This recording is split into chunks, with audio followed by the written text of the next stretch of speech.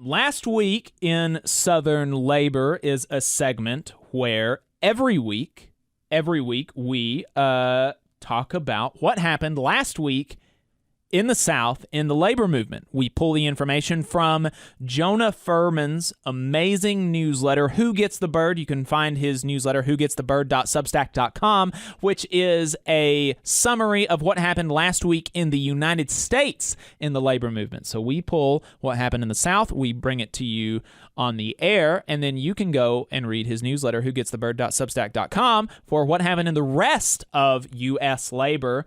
So let's go ahead and jump into it. This week's edition of Who Gets the Bird and Last Week in Southern Labor is in honor of Mike Parker. He is one of the founders of Labor Notes. He passed away last weekend after a lifetime of labor and socialist organizing, and there is no better way to honor his legacy than by reading his iconic book, Democracy is Power, which he co-authored and is now available as a free PDF online. We put a link to that PDF in the description of the show.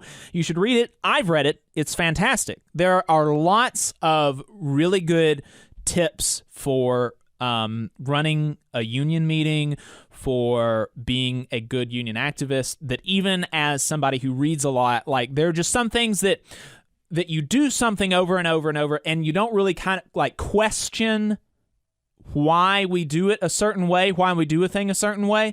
And he really, super minutia, but also in a way that's really accessible and that can be read and that's not heady or difficult to read. Very practical. Very practical, usable kind of resources. And that's, you know, and I could say that for Labor Notes in general, but yeah, absolutely. It's a loss to have Mike Parker pass away, but he, put out 4 books with Labor Notes, I believe. Lots of great material that's out there. And so, we want to send our best to his family and really appreciate all the great work he did on behalf of all of us in the labor movement. Mm-hmm.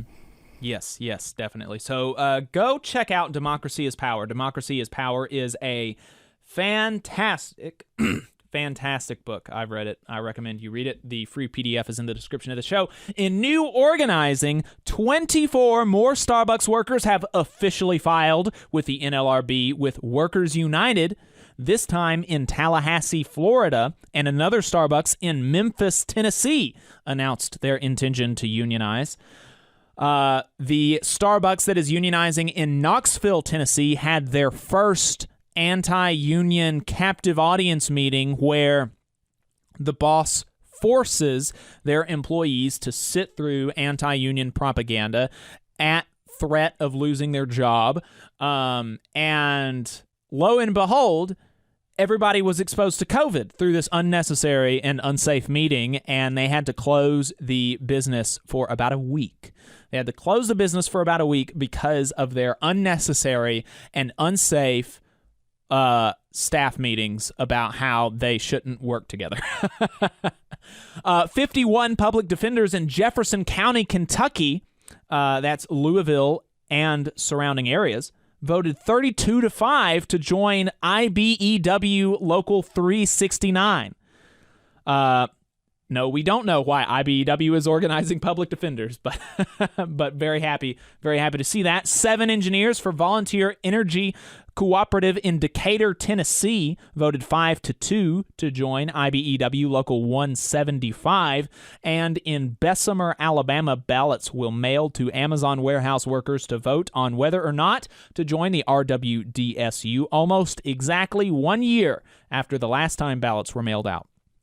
One big difference is that statistically speaking, since Amazon enjoys a 150% annual turnover, this will be virtually an entirely new set of workers voting. In strikes and bargaining, while the Warrior Met strike in Brookwood, Alabama itself remains at its familiar stalemate, Senators Bernie Sanders, Elizabeth Warren, and Tammy Baldwin wrote a letter to the CEO of BlackRock, the massive financial firm that owns 13% of Warrior Met stock, to publicly demand the company negotiate with the UMWA while the Warrior Met strike in Brookwood, Alabama, So they sent that letter to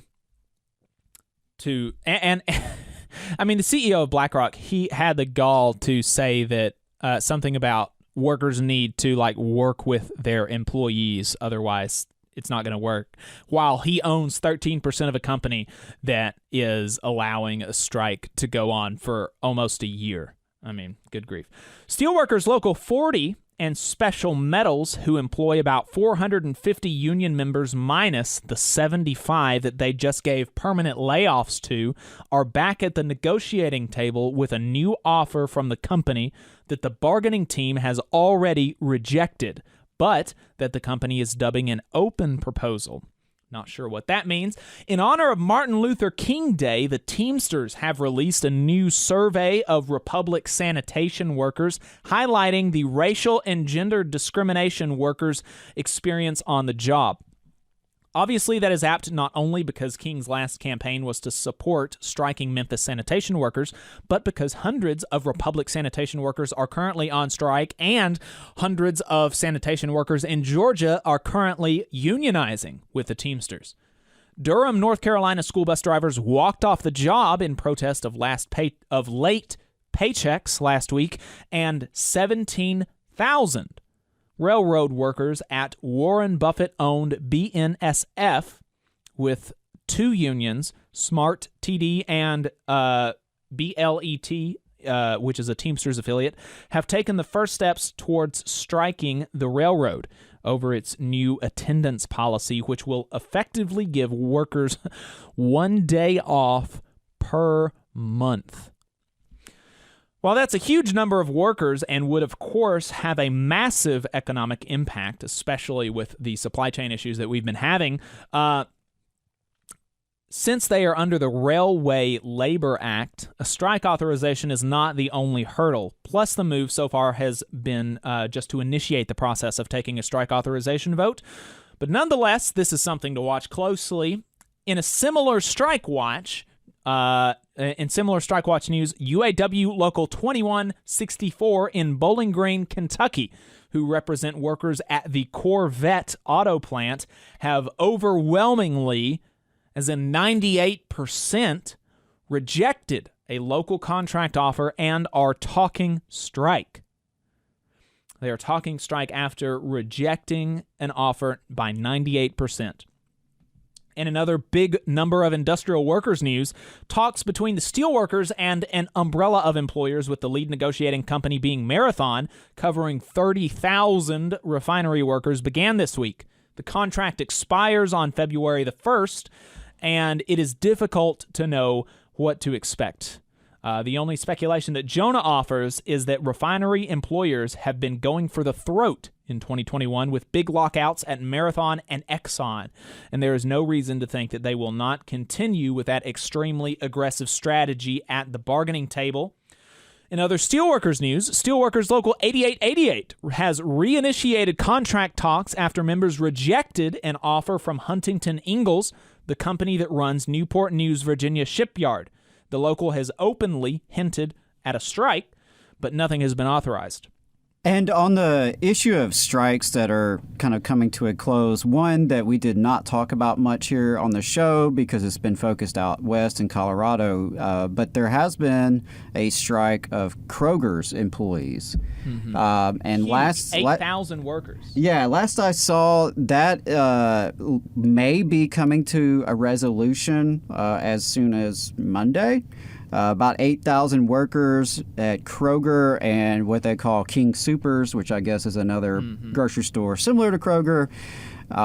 So I'm reading that the company and the union have reached a tentative agreement. So we'll see if that gets ratified or not, but just wanted to put that out there. I know Dallas in the YouTube chat brought that up. Appreciate the reminder. And something I thought that was interesting is that the New York Times did not cover that strike, not once, throughout the 9 days and the 8,000 workers. But they did publish 26 separate articles about a rich tennis player being inconvenienced by Australia's vaccine rules. So shout out to Adam Johnson of the very great Citations Needed podcast for doing the math there on the New York Times, which if I'm not mistaken, kind of covered a story that we already covered. Isn't that right, Jacob, about Knoxville? Yes, they did. Starbucks organizing? They interviewed Maggie Carter for a profile of the Starbucks workers organizing a week after we did it. So you're welcome for the tip. Right. New York Times. Watch the Valley Labor Report to see what will be in the New York Times next week. That's the that's the thing there. But regarding the cargo strike in California or in Colorado, somebody in the YouTube chat mentioned that they got a judge to stop them from protesting in front of the stores.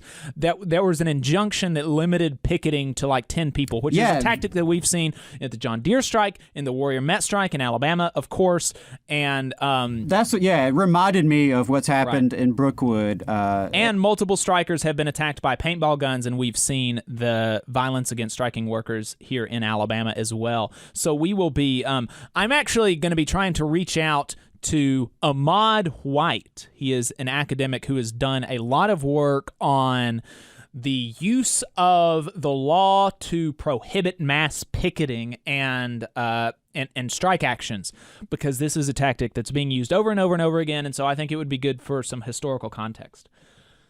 In politics, the Supreme Court struck down Joe Biden's vaccine or test mandate for private employers with over 100 workers, but kept his mandate for healthcare workers at facilities which receive federal funds. More than 6,000 GM workers in Celaya, Guanajuato, Mexico, in a place in Mexico, at one of GM's most profitable plants, and it's in Mexico, and you think that's not the South. How can you get more South than Mexico? You can't. Well, you can go to Guatemala. Right. But this is definitely going to affect workers in the United States and the South, so I wanted to talk about it. More than 6,000 GM workers at a plant in Mexico, one of GM's most profitable plants, will be voting on February 1 and 2 on a new union to represent them after they voted to abandon their existing contract in August. The initiative is being driven by auto workers organizing against the entrenched and corrupt and company and protection union that's part of a very big politically influential Mexican labor federation. And it comes in the wake of new domestic labor law requiring the right to vote on union contracts and to legitimate all existing contracts by 2023. Under the assumption that many of these are not actually legitimate union contracts that workers approve of, which is the correct assumption in Mexico. After a tampered vote in April of last year, the U.S. Trade Representative Catherine Tai intervened under the labor provisions of the new USMCA, and in a vote last August, the contract was rejected.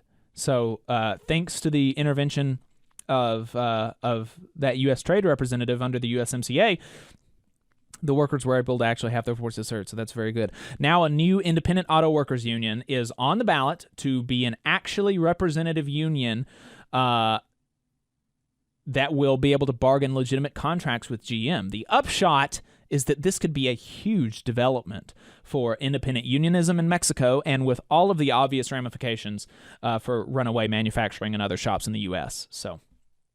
Yeah, absolutely. And I send all solidarity and best wishes to those workers in Mexico. They deserve a real union, not a fake company union. And I believe, and I think it's going to be demonstrated, that the more workers there in Mexico can organize and represent themselves effectively, the better it is for all of us involved, including workers for GM here in North America. Definitely. The rest of North America. I think it's all tied together. And as long as GM and other corporations can take advantage of what is essentially fake unions who hold monopolies in these areas of Mexico, they're going to keep doing that. So I actually saw where Dan DiMaggio of Labor Notes was getting the word out. They were seeking some international observers. So, hopefully some good union activists here in the United States will be able to make the quick trip down there and do some observing to make sure there is a fair, real vote there. So, best wishes to those workers in Mexico. Yeah. Absolutely. And finally, in what would be a huge story for U.S. labor's internal politics, Sarah Nelson, AFL-CIO presidential run rumors have bubbled back up to the surface. There are rumors that are bubbling back up about Sarah Nelson running for the presidency of the National AFL-CIO. And not sure if this is new material or just revisiting the rumor mill that started a few years back, but if she is mounting a run, time is short as the convention is set for June. So the last story, I think this is probably going to be the last thing that we talk about today. Oh, really quickly before we go to that, though, there was last night I received a text message. So if anybody has any information on this, get in touch with us. We would love to hear from you. But last night we received a text message asking, have you heard anything about a concerted Walmart employee walkout in Huntsville tonight? This person had just went to 2 different Walmarts in Huntsville, and both of them were shut down about 8 p.m., and the reason the person at the door gave was that there are not any workers. So, not sure what's going on there, but this may be an issue, something that we've been seeing, like having those notes on the doors where like everybody walked out. So we'd love more information on that if anybody has. Yeah, absolutely. If you're aware of any organizing along those lines happening, especially in North Alabama, please share that with us. Let us know anything we can do to, support the effort or simply publicize the effort. And, I'm curious to know how much of it is, in this case, is there organizing going around, or is it, simply the numbers? Is it some combination of just disaffected people acting individually combined with people in quarantine? Because those of you local probably know that many of our school districts have had to shift back into virtual learning temporarily. And this isn't because of, any demands being made by educators necessarily. It's simply because they don't have the staff. At a certain point, you have enough people on quarantine, you're not going to have enough adults to supervise the children in the building. Right. And, of course, there are ways to address that, such as, pay them better. Yeah. Try to prevent people getting the virus. There's certainly things that can be done before we get to that point. But as you know, most of Alabama has given up if they if they were ever trying in terms of this virus. So yeah, it's hard sometimes to parse out right now when you're seeing closed shops and long lines, and how much of it is directly from COVID, how much of it is directly from organizing among the workforce, and just some, in between there. So if you hear of any stories locally, definitely let us know. The attorneys of Maples, Tucker, and Jacobs are proud to represent working people in Alabama and across the Southeast.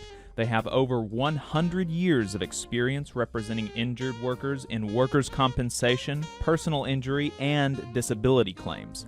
Let their attorneys help you when you get injured on the job. You can find them at www.mtandj.com or 855-617-9333. Let Maples, Tucker, and Jacobs help you when you get injured on the job. Again, the website is www.mtandj.com or the phone number 855-617-9333. No representation is made that the quality of legal services is greater than the quality of legal services from other law firms.